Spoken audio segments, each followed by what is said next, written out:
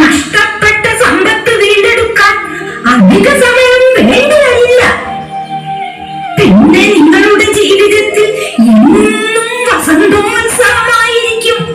ഒരിക്കൽ എനിക്ക് നഷ്ടമായി എന്ന് കരുതിയോ എന്റെ പ്രാണനാഥനെ തിരിച്ചു കിട്ടിയത് ഒരു പുനർജന്മമായാണ് എനിക്ക് തോന്നുന്നത്.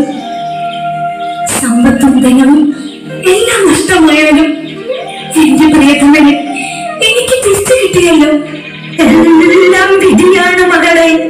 പൂർവജന്മത്തിൽ ചെയ്ത ഏതോ തെറ്റിന്റെ ശിക്ഷ. അല്ലെങ്കിൽ ഉക്കാർ നഗരത്തിലെ മഹാനാവികനായ മാനാക്കിന്റെ പുത്രിക്ക് 7 നില മാളിക ഉപേക്ഷിച്ച് ഈ വനത്തിൽ കഴിയേണ്ടി വരുമായിരുന്നോ?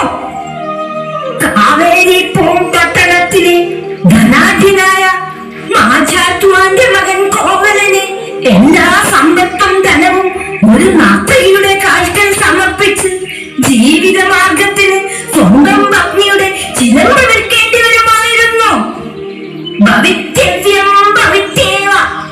ചിലമ്പ് വിൽക്കാൻ വേണ്ടി ഉക്കാർ ദേശത്തു നിന്ന് മധുരാപുരിയിലേക്കുള്ള യാത്രയിൽ ഈ കുടുംബത്തിൽ അമ്മയെ കണ്ടില്ലായിരുന്നെങ്കിൽ എന്റെ സേവനം ഇപ്പോൾ എന്റെ സ്വന്തം മാതാവിനെ നിങ്ങൾക്കും സുവർണ